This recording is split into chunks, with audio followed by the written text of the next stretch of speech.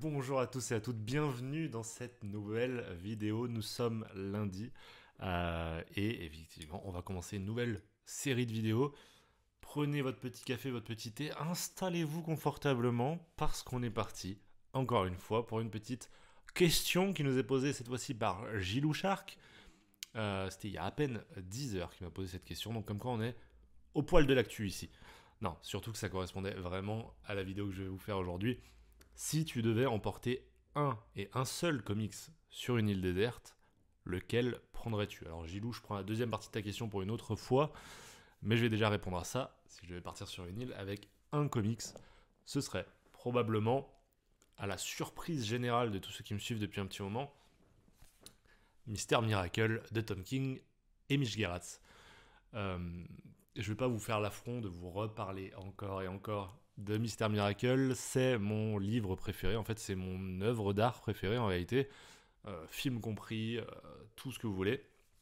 Parce que ce que j'ai ressenti avec Mister Miracle, actuellement, de mon jeune âge, je n'ai encore jamais vécu ça avec une autre œuvre. Voilà, c'était mystique ce qui s'est passé avec la lecture de cette œuvre. Euh, Peut-être que la quête de ma vie sera de revivre ça un jour avec une autre œuvre. En tout cas, à l'heure actuelle, il n'y a que Mister Miracle que je peux mettre aussi haut, en fait. Donc, en fait, la rencontre avec ce bouquin, ça a été la rencontre avec un artiste, un écrivain, qui est Tom King. Tom King, si vous ne connaissez pas, euh, c'est un scénariste qui a eu donc un passé un peu difficile, puisqu'il était à la CIA dans la section anti-terrorisme avant de se reconvertir en scénariste, mais du coup il est évidemment empli de plein de choses qui viennent de là. Ça lui donne une écriture qui pour moi est celle qui me correspond le mieux. Pour d'autres, elle est très verbeuse, parfois un peu trop dans le pathos, parfois un peu trop dans les silences au contraire. Et moi c'est ce que j'adore. Vraiment, la manière dont Tom King me parle, c'est encore une fois, c'est mystique, quoi. C'est-à-dire qu'il parle pas à mon cerveau, j'ai pas besoin d'interpréter ce qu'il me dit, ça va direct là, quoi. Ça va direct dans le cœur, c'est absolument incroyable. Et Mister Miracle, c'est l'œuvre qui condense tout ça. Pour moi, c'est la plus puissante là-dessus, sur le thème de l'amour, sur le thème de la mort, sur le thème de la dépression, sur plein de choses. Et à chaque relecture de cette œuvre, c'est une nouvelle porte qui s'ouvre parce que j'ai pris un an de plus, j'ai des expériences en plus, j'ai des tristesses en plus. Bref, j'ai plein de choses qui m'ont enrichi en tant qu'humain et à chaque fois que je le relis, c'est une nouvelle pièce qui s'ajoute. Et je crois que cette œuvre, je pourrais la relire jusqu'à la fin de ma vie. Donc effectivement, si j'étais sur une île déserte, je partirais avec Mister Miracle. Je serais très triste, mais au moins j'aurais une bonne lecture. Pourquoi j'ai choisi ta question? Tout simplement parce qu'aujourd'hui, on est lundi, premier jour de cette semaine, et je vous en ai parlé samedi. Je vais rendre hommage à Mister Miracle, rendre hommage à Tom King. Cette semaine, on va tout simplement parler de 7 œuvres de Tom King que je n'ai pas encore lues, qui sont dans ma pile à lire. Chaque jour, on va revenir sur une œuvre de Tom King que je viendrai de lire. Alors effectivement, vous avez été quelques-uns à me dire t'es sûr de toi? Ça va faire une grosse épreuve. Effectivement, Tom King, c'est pas facile à lire. Ça demande d'être très impliqué dans la lecture, émotionnellement et physiquement, quoi. Tu peux pas juste être spectateur du truc, faut vraiment t'investir. En plus de ça, vu que c'est verbeux, c'est long à lire. Et vous allez voir, il n'y a pas que des petits bouquins dans le lot. On est sur quelques intégrales, etc. Ouais, ça va me prendre du temps, mais en même temps, quel plaisir. Quel plaisir de pouvoir consacrer une semaine à un auteur comme ça. J'espère que ça vous plaira. Pour ceux qui ne connaissent pas encore Tom King, découvrez-le avec moi. Et on est parti pour donc la première lecture de Tom King que j'ai lue. Celle qui finalement m'attirait le moins dans les 7. Parce que finalement, c'est pas super bien vendeur. C'est tout simplement Batman Killing Time. Batman Killing Time, quand on m'en a parlé, on m'a dit écoute, c'est 3 vilains de Gotham, donc le pingouin, le Sphinx et Catwoman, qui décident de faire un braquage et qui vont tomber évidemment sur le Batou, le Batman. Bon, honnêtement, si Tom King n'était pas au scénario, je ne serais pas allé dessus. C'est une évidence. Parce que un récit de braquage, j'en ai un peu rien à faire. Rappelez-vous de Rogues, que j'avais lu il y a quelques mois. C'était pas exceptionnel. C'était sympa, mais c'était pas fou. Bon là, le fait est que c'est Tom King. Et en plus, j'ai la chance qu'effectivement, Urban me l'ait envoyé. Donc, la question ne se pose même pas. Évidemment, je fonce dessus. Mais, est-ce que je m'attendais dans ce bouquin à trouver une pépite comme j'ai trouvé? Pas du tout. Honnêtement, c'est trop bien. C'est évidemment trop bien. Alors, évidemment, le gros point positif, c'est Tom King. Je vais pas vous mentir. En réalité, le propos, euh, il est ce qu'il est. Il est sympa, il révolutionne pas le genre. Mais la manière dont c'est fait, l'exécution, la narration de Tom King, on est sur de l'orfèvrerie. Vraiment. En gros, ce qui va se passer, c'est qu'on a un narrateur qui va nous expliquer, minute par minute, ce qui se passe dans l'histoire. Et on va avoir des sauts dans le temps, de plusieurs milliers d'années dans le passé, à la seconde près parfois. On va comme ça être dans le truc. Alors, effectivement, il faut suivre, parce qu'on va faire des bonds dans le temps. Mais je vais sélectionner un petit extrait pour vous montrer un peu à quoi ça ressemble. Donc là, vous voyez, on est là-dessus, je vous montrerai les dessins plus tard. Mais vous voyez les bulles jaunes, à chaque fois, c'est donc ce narrateur qui nous parle. Et on nous dit, près de 3000 ans plus tard, le 5 mars à 14h34, Elisabeth Adrion attend le bus 42 à l'arrêt du 400e bloc de Henny Street. Elle regarde passer la Batmobile, qui file vers le nord. 4 minutes plus tard, à 14h38, à 22 km au nord, près de Midtown, Vera ouvre la porte de la tour Kane où elle vit. Elle traverse le hall, vers l'ascenseur, qui l'emmène au 37e étage.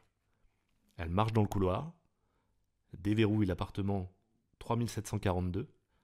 À 14h20, elle ouvre la porte sur Batman qui l'attend. Voilà, ce genre de narration, à la minute près, je trouve ça mais tellement stylé. Là pour le coup, c'est vraiment une expérience à part. J'ai adoré ça. Vous le savez, je considère la chaîne comme étant un carnet de bord. Et j'aime cette idée du carnet de bord. Et là, c'est exactement ça. Minute après minute, personnage après personnage, on a toutes les pièces qui viennent de s'imbriquer pour comprendre ce braquage, pour comprendre tous les enjeux de ce truc-là, qui sont bien plus grandes que simplement un braquage de 3 vilains. Voilà, c'est pas un spoiler. Ça vous invite à aller voir un peu plus loin que ce qu'on vous en dit avec une seule phrase. Et j'ai juste adoré. En plus de ça, les personnages donc, qui sont au cœur du récit, comme Catwoman, ils sont écrits à la perfection. Encore une fois, on a Catwoman un peu au début de sa carrière. En tout cas, Batman, lui, est au début de sa carrière. Donc finalement, Catwoman est encore vraiment méchante. C'est vraiment une vilaine. Bizarre comme mot dit comme ça au féminin. Mais c'est une vilaine. C'est-à-dire que vraiment, elle ne va pas dans la dentelle, quoi. Vraiment, elle fracasse. Elle est pas, c'est pas une pseudo gentille qui se la joue méchante juste pour braquer des trucs. Pas du tout. Vraiment, elle déconne zéro. Le personnage du Sphinx, c'est pareil. Il n'est pas juste dans l'énigme tout le temps, tout le temps, tout le temps, comme des fois on a la caricature. Non, il est vraiment bien écrit. Il a vraiment sa place. Il a son rôle à jouer. Et c'est encore une fois fait à la perfection. J'ai juste adoré ça. On nous rajoute un personnage que je ne connaissais pas qui s'appelle Led, L''AIE2. Je ne sais pas si c'est créé par Tom King comme personnage, je ne pense pas, il a l'air un peu plus important que ça. Et je l'ai juste adoré. Un vilain qui fait vraiment peur, un vilain qui, on te le dit, est supérieur à Batman en tout point. Mais pas juste un personnage trop fort, non. Il le surpasse, mais pas de beaucoup. On est vraiment sur, et il le dit lui-même, Led le dit lui-même, un jour Batman sera meilleur que moi. Et vu qu'on est au début de Batman, c'est complètement logique. Le personnage là, je le trouve incroyable. Plus tard, on a un autre vilain également, je vais pas vous le spoiler. Pareil, il arrive au bon moment, je le connais pas assez. Et là, c'est toujours un plaisir. Et c'est d'ailleurs le point fort de Tom King, c'est vraiment mettre au goût du jour et en avant des personnages qu'on voit pas assez. Mister Miracle, est-ce que beaucoup de gens l'avaient lu avant Tom King? Je sais pas, je crois pas. Tu vois, c'est un personnage effectivement qui avait eu d'autres aventures, mais pas à ce point-là. C'est pareil dans Strange Adventure. C'est pas, enfin, le gars vraiment arrive à faire ça et c'est juste génial. Euh, Autre truc, on a également dedans, comme je vous l'ai dit, un renvoi vers un passé lointain, au temps des mythes et des mythologies. Et on va nous raconter notamment les bacchantes de Euripide, je crois que c'est. Pour ceux qui ne connaissent pas l'histoire des bacchantes d'Euripide, grosso modo, c'est Dionysos qui veut se venger d'un roi qui ne lui prête pas allégeance et qui va fomenter un truc absolument cruellissime et qui va être utilisé dans ce récit. Donc, encore une fois, c'est génial. On te rajoute même de la mythologie grecque. Et ça, voilà, c'est trop trop bien. Qu'est-ce que je voulais rajouter? En termes de traduction, on est encore une fois très bon. Alors, il y a du très bon et du un peu moins bon dans la traduction. Euh, Moi, je me rappelle d'un moment, par exemple, où Catwoman, elle dit le mot mieux, et ils te l'ont vraiment fait avec plein de i, comme si elle était en train de miauler, tu vois. Mieux, tu vois. Elle dit, ah, c'est mieux pour toi, tu vois. Et tu fais, putain, c'est fort parce que ça marche pas en anglais, tu vois. Better, ça marche pas. Et je fais, waouh, c'est fort. On a un personnage aussi qui dit beaucoup d'insultes. Ça, par contre, c'est moins lisible à cause de la censure. Mais bon, on peut pas forcément passer à côté. Et puis le fuck anglais, euh, il est toujours très dur à traduire sans être lourd, quoi, parce que c'est pas dans notre culture, quoi. Donc, ouais, tu peux utiliser putain autant que tu veux. En vrai, ça marche pas trop. Donc, ils ont fait avec ce qu'ils pouvaient. Encore une fois, plein de qualités. Je regarde un peu ce que je me suis noté parce que il y a plein de choses. Bah, on va revenir sur les dessins, évidemment. Puisque je ne connaissais pas, je crois que je ne connaissais pas David Marquez. Dites-moi si vous vous rappelez que je vous ai déjà parlé de lui. Moi, ça ne me dit rien. Mais encore une fois, je peux me planter. Mais regardez-moi ces dessins. J'avais sélectionné une planche. Où est-elle? Regardez. Regardez le Batman qui arrive sur les lieux. Alors, on est sur un dessin très kiffant. Mais aussi sur un dessin qui est évidemment très blockbuster. Hein. On le verrait pas sur tous les récits, mais sur du blockbuster, ça marche très bien. Donc en fait, on a un dessinateur et un propos de base qui t'invite dans une histoire de super-héros classique, euh, mais en réalité, ça va bien plus loin. Et c'est là que je trouve tout le génie de Tom King. Vraiment, c'est juste génial. Pour vous montrer à quel point le passé de Tom King, pour moi, peut avoir une influence sur ses récits, on a un moment une grande bataille, euh, avec plein de sbires. Et ce qui va se passer, c'est que Tom King va pas nous dire juste il y a 52 sbires qui sont morts, il y a machin. Non, il va aller bien plus loin, ce bâtard. Et victime après victime, il va nous exposer comment ils meurent, qui est-ce qu'il laisse derrière eux. Genre voilà, quelle famille il laisse. Tu vois, là par exemple, ça commence par le 7 mars à 5h33 à Moldov Park, soit 996 km à l'ouest de Gotham, a lieu ce qui suit. Donc ça c'est dans chaque case qui va rajouter cette phrase. Bill Zenowith poignarde l'agent Carlos Mestres. Le blessé survit quelques jours avant de succomber à l'hôpital Kay auprès de sa femme et de ses 3 enfants.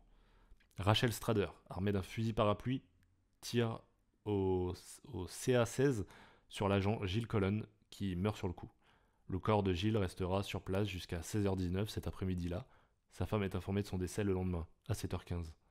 L'agent Steve Andrewski ouvre le feu sur un groupe d'hommes en costume égyptien. Simon Walters, Louis Walters et Stan Joseph tombent.